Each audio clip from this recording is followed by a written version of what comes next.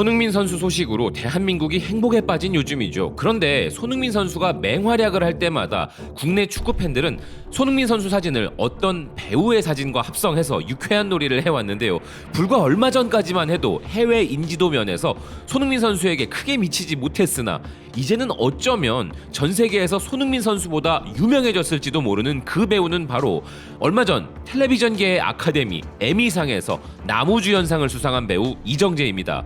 그리고 그에게 에미상을 안겨준 드라마 오징어 게임도 이 에미상에서 무려 6관왕의 기염을 토하며 정말 대단한 업적을 세웠죠. 연기 연출상은 물론이고 시각 효과, 스턴트 퍼포먼스, 미술 부문까지 상을 받으며 눈에서 보이지 않는 곳에서 최선을 다하고 있는 드라마 제작진들까지도 뛰어난 역량을 인정받은 것이 큰 기쁨이었는데요. 그런데 에미상은 세계적 권위를 인정받는 어워드이기에 당연히 우리나라에서도 엄청난 화제가 되어야 정상이지만 생각보다는 큰 관심을 받지 못한다는 AP통신의 흥미로운 보도가 있었습니다. 기사는 한국 사람들은 소셜미디어에서 오징어 게임이 에미상을 휩쓴 것에 대해 축하를 나눴지만 그들이 기대한 것보다 그 반응이 크지 않았으며 그 이유로 제시한 것이 매우 흥미로웠는데요. 한국은 이제 글로벌 엔터테인먼트 산업에서 중요한 역할을 차지하고 있다는 사실에 너무 익숙해져 버렸기 때문이라는 것입니다. 그런데 기사가 언급한 이 부분이 조금은 공감이 가는 면도 있으나 아카데미나 빌보드 등에 비해서 에미상의 인지도가 국내에서는 조금 낮기 때문이 아닐까 생각도 해봤습니다. 그리고 같은 맥락에서 흥미로운 지적을 내놓은 해외 주요 매체가 하나 있었는데요. 오징어 게임이 에미상을 받은 것이 영광이 아니라 에미상을 구원한 것이 바로 오징어 게임이라는 것입니다.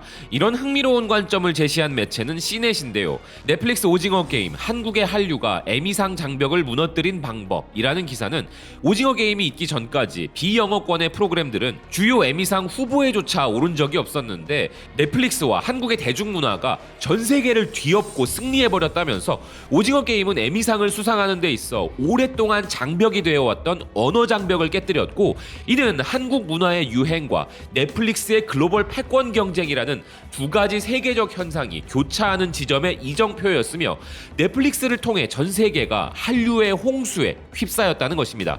그리고 이 오징어 게임이 어떻게 에미상을 살려냈느냐 하는 부분에 대해 기사는 에미상은 다른 최고의 영예의 어워드들과는 달리 국제적인 돌파구를 찾기가 어려웠는데 오징어 게임을 통해 에미상은 한국의 문화적 현상을 할리우드의 일부로 만들고자 했다는 것인데요. 즉 오징어 게임이 상을 받은 것도 맞지만 오징어 게임은 에미상이 국제적 한계를 돌파할 수 있게 도와주었다는 것입니다.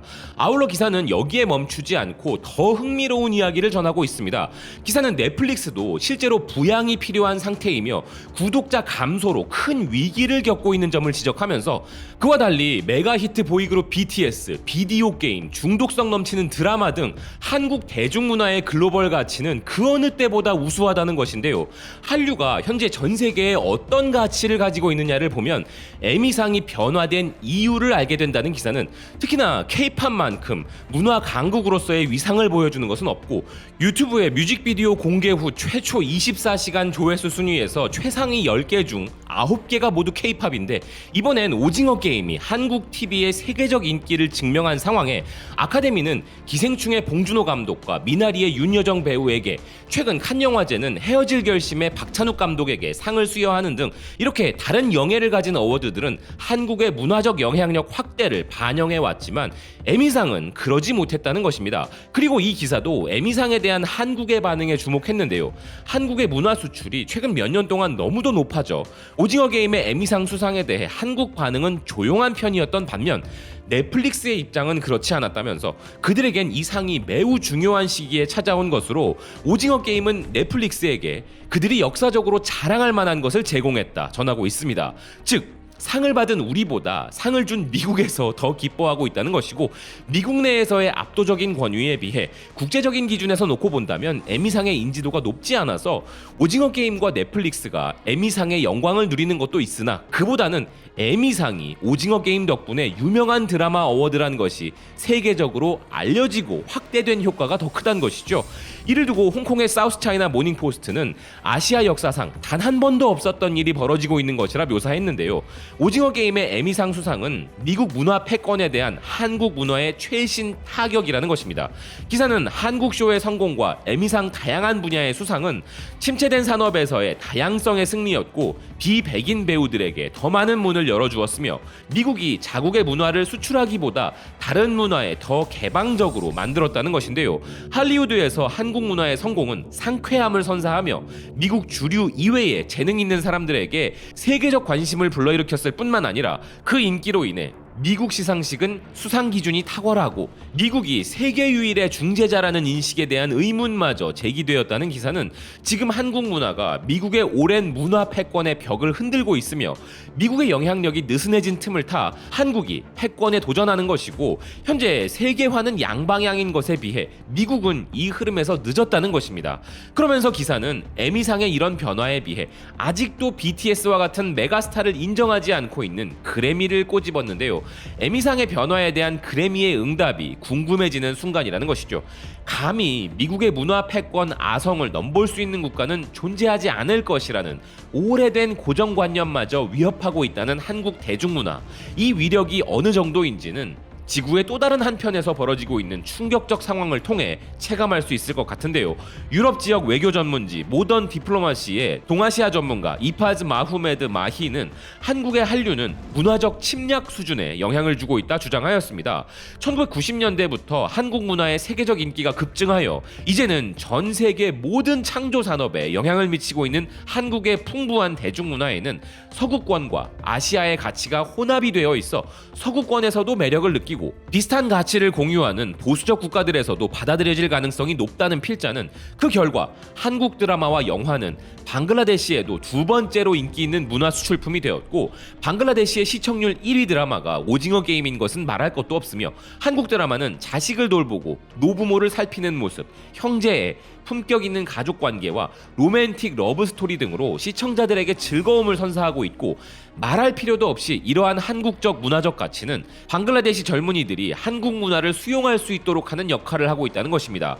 또한 K-팝도 의심할 여지 없이 방글라데시 한류에서 중요한 역할을 하고 있는데 그들의 노래 중 다수는 우정, 사랑, 결단력을 강조할 뿐만 아니라 우울증을 극복하는 치료제이기도 하며 방글라데시의 젊은이들은 이런 한국 문화 영향을 받아 이제 한국어를 일상적으로 사용할 정도에 이르렀다면서 이는 문화적인 혼합의 시작을 알리는 신호라는 것입니다. 아울러 방글라데시에서 또 다른 한류 영향은 뷰티와 패션이며 방글라데시의 쇼핑몰에는 많은 한국 미용 상점이 문을 열고 있고 음식마저도 한국 음식, 특히나 한국 스타일의 라면이 대유행이고 방글라데시의 일반 상점에서조차 한국 라면과 소스를 구할 수 있는데 기성세대들은 거의 현지 제품을 선택하는 반면 젊은 세대는 현지 음식이 아닌 한국 라면 한 봉지를 더 많이 선택한다면서 한국 대중문화의 서구권 문화와의 혼합성은 방글라데시 소비자들이 자신들의 문화적 기풍으로도 여전히 한국 문화를 공감할 수 있다는 점과